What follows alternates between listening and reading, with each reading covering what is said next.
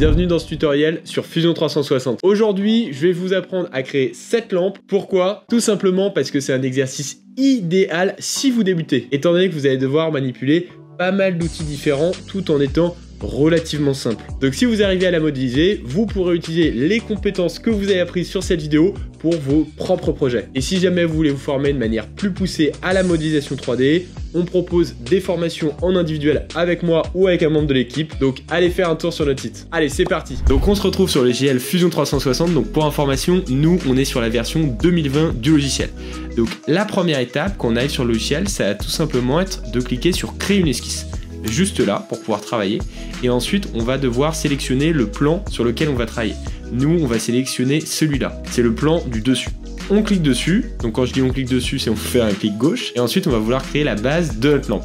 Donc je clique juste ici sur centre, diamètre, cercle, et ensuite je fais clic gauche, je bouge ma souris, là vous voyez il y a un cercle qui est en train d'être créé avec à chaque fois la distance, et moi je vais faire une nouvelle fois clic gauche. Voilà, là on a un cercle avec un diamètre aléatoire. Ce que je vais vouloir faire, ça va être centrer ce cercle au milieu de mon plan. Et pour ça, je vais utiliser l'outil coïncidence. Je clique dessus, je clique au milieu de mon cercle et au milieu de mon plan. Et là, automatiquement, le cercle vient d'être positionné. Ce qui est très important de comprendre sur Fusion 360, c'est quand on crée une esquisse, la première couleur qui va apparaître, c'est la couleur bleue. Ça signifie tout simplement que cette esquisse-là n'est pas encore définie. Donc on va pouvoir modifier cette dernière, que ce soit le diamètre, la taille, l'angle, etc. Nous, à chaque fois, dès qu'on crée une esquisse, on veut que cette esquisse passe de bleu à noir. Et à noir, ça signifie que l'esquisse, elle est verrouillée, on ne peut plus la modifier. Petite précision, là, moi, je parle de couleur bleue et je parle de couleur noire. C'est parce que dans mon logiciel, le fond du logiciel est blanc et c'est mes couleurs. Et si vous êtes sur un autre logiciel ou si vous avez choisi d'autres couleurs, les couleurs peuvent être légèrement différentes. Donc là je vais vous montrer, mon cercle il est bleu, je clique ici sur code d'esquisse pour choisir le bon diamètre de mon cercle, je clique une fois ici, voilà, clic gauche, et ensuite il y a la distance, il y a le diamètre actuel qui s'affiche, donc là on est à 112, et moi je vais tout simplement cliquer sur 145, enfin entrer la valeur 145. Voilà. Et là, mon diamètre de cercle est bien 145. Et comme je vous expliquais tout à l'heure, on est passé de bleu à la couleur noire. Voilà, donc là, on ne peut plus modifier ce cercle. Ensuite, ce que je vais faire, c'est donner du volume à la base de ma lampe. Donc pour le coup, je clique ici sur Solide. Et là, je clique sur Extrusion. Extrusion, là, la valeur est actuellement de 0. Moi, je veux extruder de 5 mm. Donc donner 5 mm de volume. Je fais Entrée et là désormais on a 5 mm de volume. Si vous voulez vous déplacer dans le logiciel, vous pouvez appuyer sur la molette de votre souris et là vous pouvez vous déplacer de gauche à droite. Mais si vous voulez vous déplacer dans l'espace, dans ce cas là il faudra faire Shift petite molette en laissant à chaque fois le Shift et la molette appuyée. Là vous voyez, hop, je me balade dans le logiciel. Mais vous pouvez aussi cliquer sur le cube ici pour choisir si vous voulez voir votre pièce de haut. Là, je clique sur la petite flèche. Est-ce que vous voulez la voir à l'avant, etc. Voilà. Donc, on se positionne cette fois-ci au-dessus de notre base de lampe. Et ensuite, on va commencer à attaquer le pied, la base du pied de notre lampe. Donc, pour le coup, là, on va une nouvelle fois faire créer une esquisse ici. Et on va choisir un nouveau plan de travail. Parce qu'en fait, notre plan actuel est surélevé de 5 mm par rapport au précédent plan. J'espère que vous me suivez toujours. Donc là, je clique une nouvelle fois sur le nouveau plan, clic gauche ici. Voilà. Et ensuite, je vais créer la base du pied de ma lampe en cliquant sur Créer, arc 3 points. Là, je vais faire un premier point ici de manière aléatoire, un deuxième point ici de manière aléatoire, et là, ce diamètre-là, pareil, de manière aléatoire. Ok ? Là, on peut voir que mon arc 3 points n'est pas encore défini parce que la couleur est bleue. Donc pour le définir, rien de plus simple, on va cliquer sur code d'esquisse, on va cliquer sur un premier point, voilà, on va cliquer sur le centre de mon cercle, et ensuite ici, là actuellement, il y a une distance de 20 cm qui s'affiche. Moi je vais faire 25 cm, entrée. Je vais faire la même manipulation sur le deuxième point, voilà, là cette fois-ci il y a écrit 19, je remets 25, entrée, parfait. Donc là, mon arc de cercle commence à être défini. Le problème, il y a encore le diamètre qui n'est pas fixé. Là, on a un diamètre de 29. Je fais une nouvelle fois clic gauche, et là je vais mettre 50. Entrée. Voilà, là notre base de pied de lampe est définitivement validée. Ensuite, je vais une nouvelle fois extruder, donc je fais solide, extrusion, voilà. Et là, je vais pas prendre la base de ma lampe, je vais tout simplement prendre la base du pied de ma lampe ici, clic gauche, voilà. Là, il y a une distance qu'on va pouvoir mettre, et je vais mettre 250. Je fais entrée. Là, on a l'impression qu'il s'est rien passé, mais regardez, je bouge de point de vue, et vous voyez qu'en réalité, on vient de créer simplement le pied de notre lampe. Je me permets de stopper la vidéo rapidement ici pour vous dire qu'on essaye de lancer un nouveau concept de vidéo, des tutoriels sur des logiciels de manière ultra condensée. Donc si ça vous plaît ou si vous avez des logiciels sur lesquels vous souhaitez qu'on travaille, dites-le nous dans les commentaires. Allez, on reprend. On va continuer et maintenant on va s'attaquer à la création de l'abat-jour. Donc pour ça, une nouvelle fois, on fait créer une côte d'esquisse. Cette fois-ci, on va sélectionner ce plan-là pour travailler. Hop, clic gauche. Et on va créer notre abat-jour. Donc notre abat-jour va être aussi un cercle. Donc si vous voulez, je peux cette fois-ci créer le cercle au centre directement de mon plan. Ça nous fait gagner du temps. Là, une nouvelle fois, mon cercle, il n'est pas encore défini parce qu'on n'a pas la bonne distance. Donc vous faites créer une côte d'esquisse. Vous faites clic gauche. Voilà, là il y a 64 mm de diamètre. Et nous, on va indiquer 150. On fait entrée. Sauf que là je viens de me tromper parce qu'en réalité en dessous c'est 145. Donc pour modifier, ce qu'il faut faire c'est double-cliquer sur cette côte là, voilà, et là faire 145 et faire une nouvelle fois entrée. Voilà, là à ce moment là, regardez, je bouge de point de vue, là on a le début de notre abat-jour. Ensuite ce qu'on va faire c'est donner une épaisseur à notre abat-jour. Donc pour ça je vais cliquer ici sur décalage. Je vais faire bien attention de sélectionner ce trait, je clique dessus et là vous voyez il y a une épaisseur de 1 mm qui va être construite. Sauf que le problème c'est que moi je veux que mon épaisseur elle soit pas à l'extérieur mais à l'intérieur. C'est le nouveau trait rouge, c'est le nouvel abat-jour qui sera créé. Donc je vais faire tout simplement inverser. Comme ça là ça sera -1, notre abat-jour sera épais de 1 mm. Je fais OK, voilà.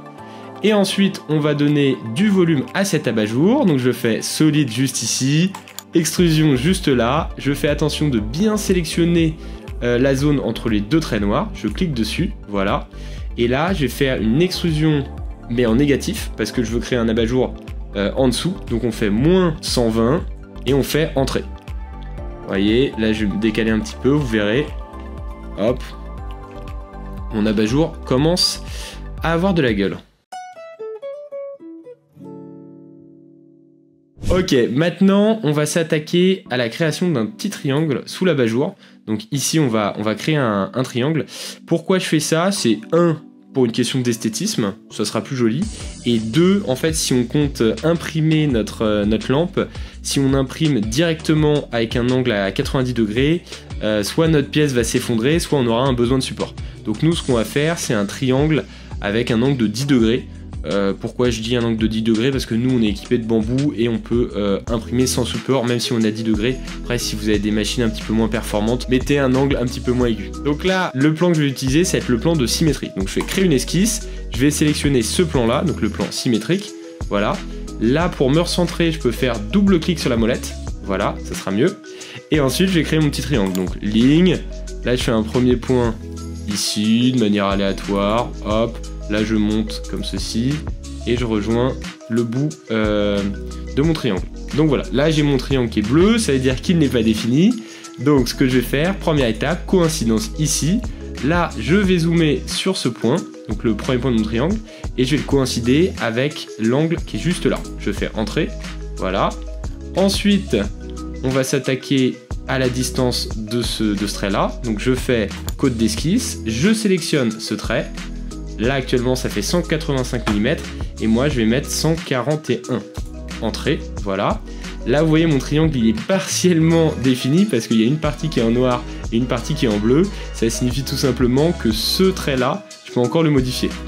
Et ça va être l'angle. Donc moi je vais mettre un angle de 10 degrés. Donc je fais un clic ici, un deuxième clic ici. Là on a un angle de 24, moi je fais 10 et je fais entrée. Voilà, là c'est bon, notre triangle il est défini.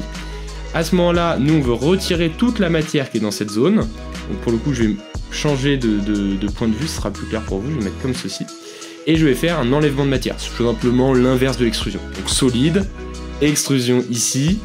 Là, ce que je vais faire ensuite, c'est avec ma petite flèche, tirer vers moi le triangle, sauf que vous voyez, en fait, je peux que retirer de la matière d'un côté. Donc pour éviter d'avoir ce problème, je fais direction, symétrie, et là, de manière symétrique, si je tire, ça retire autant de matière des deux côtés. Voilà, donc 100, ça sera très bien, et ensuite je fais entrer.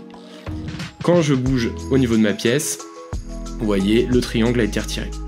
Pour les personnes qui sont les plus attentives à ce tutoriel, si je zoome juste ici, vous voyez qu'en fait ma pièce a un problème. Vous voyez, là on m'a retiré de la matière. Donc pour corriger cette erreur, je vais tout simplement cliquer sur la surface du bas, donc clic gauche, et ensuite je vais faire supprimer. Et automatiquement la matière se remet correctement. Ok, notre lampe prend forme petit à petit. Donc ensuite ce que je vais faire, c'est que je vais installer le support de LED qui est à l'intérieur de ma lampe. Donc pour ça, je vais devoir travailler en fait sur un plan qui est au milieu de mon abat-jour. Mais le problème c'est que j'ai besoin d'un plan, et là vous voyez, je peux m'appuyer sur aucun des plans. Donc ce que je vais faire, c'est cliquer sur construire, juste ici, je vais faire un plan de décalage, ici, j'appuie là-dessus. Je vais sélectionner cette surface-là, comme surface de départ pour un plan de décalage, et en fait, je vais rentrer la valeur -60, et je vais faire entrer. Et là, ça vient de me créer un nouveau plan. Ensuite, comme pour tout à l'heure, étant donné que j'ai un nouveau plan, je clique sur créer une esquisse, ici, et moi évidemment, je vais cliquer sur le plan que je viens de créer, voilà. Donc là, on est sur le bon plan. Je vais une nouvelle fois faire un cercle, donc là, directement, j'appuie sur le centre de mon cercle, et je vais directement mettre la bonne valeur, qui est 40. 40, entrée. Donc là, mon cercle est directement défini.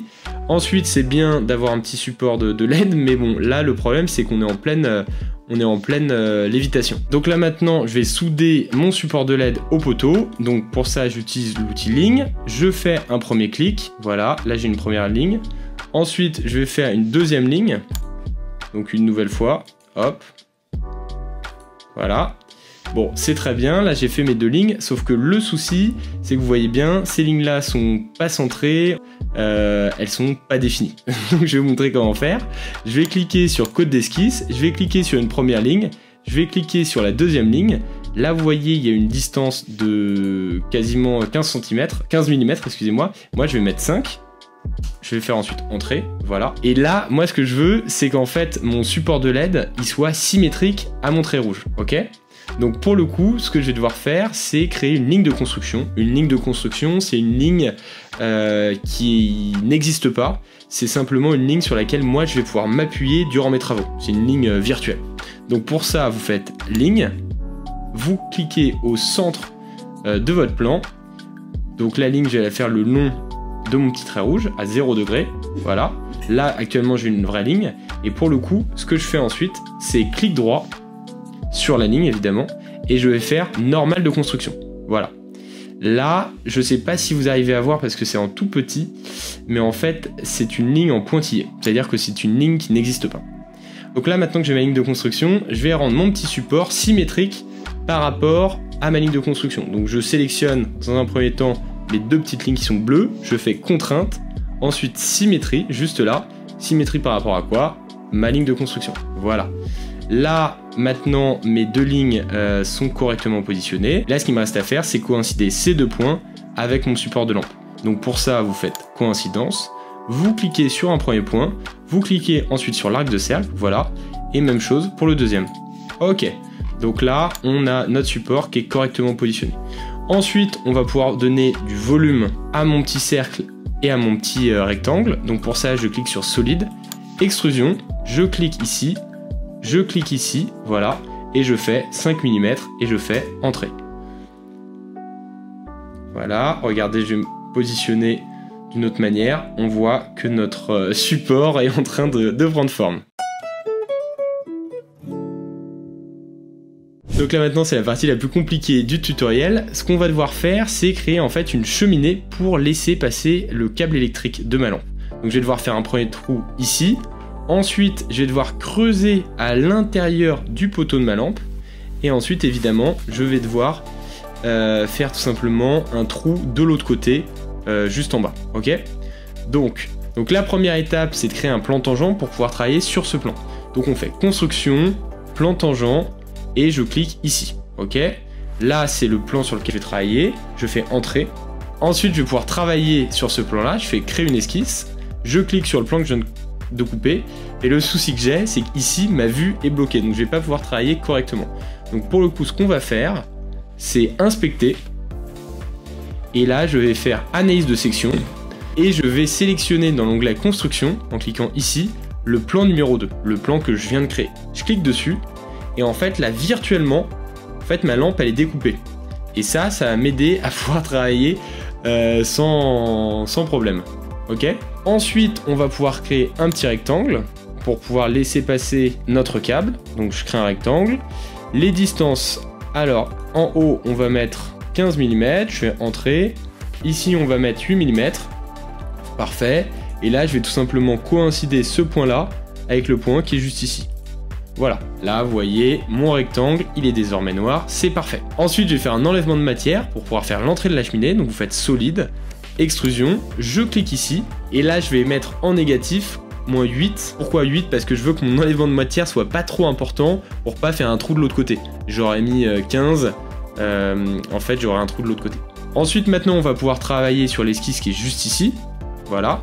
Donc je fais créer une esquisse, je clique ici, voilà, désormais on travaille ici, sauf que même problème que tout à l'heure, on ne voit pas où on travaille, donc pour le coup, là dans ce cas-là, le plus simple, c'est de cliquer sur inspecter, analyse de section, et cliquer ici pour pouvoir travailler sur ce plan, et pour pas être bloqué, je vais devoir le monter de 1 cm. Je fais entrée, voilà, là si vous voulez je peux me repositionner correctement, et ensuite, on va tout simplement faire un nouveau rectangle. Voilà. Hop. Code d'esquisse pour le définir à chaque fois. Donc ça, on a dit que c'était 8 cm. Et est-ce que j'ai bien coïncidé? Ici, je vais mettre 6 cm. Voilà. Donc là, j'ai mon petit rectangle. Ensuite, ce que je vais faire, c'est cliquer sur solide. Extrusion. Voilà. Et là, comme tout à l'heure, on va faire des extrusions. Sauf qu'au lieu de m'embêter et mettre la bonne distance, ce que je peux faire tout simplement, c'est faire un clic gauche sur la base de ma lampe. Vous voyez? Et là, ça met automatiquement moins 195 mm. C'est beaucoup plus pratique et ensuite je fais entrer. Bon, maintenant on va s'attaquer à la sortie de notre petite bouche. Donc pour le coup, ce que je vais faire, c'est inspecter. Je vais faire un nouveau plan de coupe. Donc inspecter, une nouvelle fois analyse de section. Je peux utiliser ce plan-là. Je clique dessus. Là, je vais faire inverser. Donc juste ici, pour avoir le bon visuel. Inversé, je fais OK. Là, je me repositionne en dessous pour voir correctement le bas de ma lampe. Voilà, juste ici. Et une nouvelle fois, je vais faire créer une esquisse. Je vais sélectionner cette esquisse-là. Voilà, ici. Je vais faire un nouveau rectangle, un peu comme en haut finalement. Donc là, je mets des distances aléatoires. Je vous remontre comment faire pour le coïncider. Créer une esquisse. Ici, on a dit que c'était 8 mm. Entrée. Là, je vais mettre 15 mm. Je fais entrée. Et là, vous voyez, mon rectangle a déjà été contraint.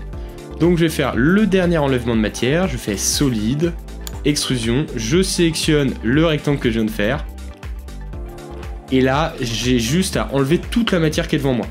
Donc, au lieu de mettre une distance, ce qu'on peut faire, c'est tout simplement sur type d'étendue, ici, faire tout. Automatiquement, ça va retirer toute la matière qui est devant moi. Je fais tout et je fais OK. Voilà, donc notre lampe prend forme. Ce qu'on va pouvoir faire, c'est tout simplement retirer les analyses pour pouvoir voir notre lampe convenablement. Donc je clique gauche sur analyse. Et là maintenant, je me déplace dans ma lampe. Et là, vous voyez, je peux voir toute ma lampe, sauf qu'en fait, j'ai fait une erreur. Cette sortie-là, je devais la mettre de l'autre côté. Voilà. Donc pour faire une modification, ce que j'ai juste à faire, c'est cliquer ici sur la 8e extrusion, faire un clic droit, faire modifier la fonction, juste là. Et là, j'ai juste à cliquer une nouvelle fois sur inverser, hop, faire OK. Et automatiquement, mon trou a changé de côté.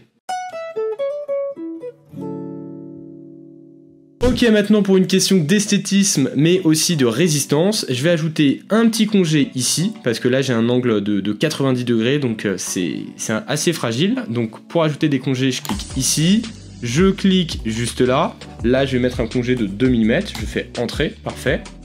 Je vais ensuite mettre des congés juste en dessous là de ces deux petits traits. Donc là, il faut être précis. Congé, je clique ici sur ce trait et je vais faire pareil sur le deuxième trait. Voilà. Et là, je vais faire un congé de 45. Je fais Entrée.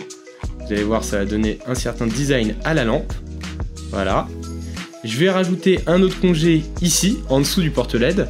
Donc là, c'est à la fois une question de design, mais surtout de résistance, parce que je pense que sans congé, mon support de LED risque de s'effondrer. Donc une nouvelle fois, je clique sur ce trait.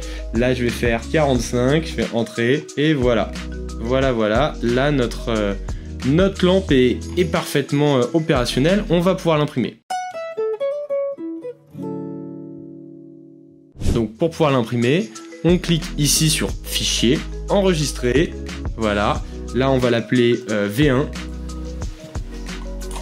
Et ensuite, pour pouvoir l'exporter en .stl, on fait clic droit ici, Enregistrer en tant que maillage. Là, il y a une petite fenêtre qui s'affiche, c'est en .stl. L'affinement, il faut mettre haut pour avoir la meilleure qualité possible, vous faites OK. Et là, c'est ce fichier-là que vous allez pouvoir mettre dans votre slicer. Et ensuite, tout ça, on va pouvoir l'imprimer. Et voici notre lampe une fois imprimée en 3D. Si jamais vous avez des questions ou des besoins de précision, dites-le moi et je vous répondrai avec plaisir en commentaire. Mais vous pouvez évidemment venir faire la formation à nos côtés. Allez, à très vite!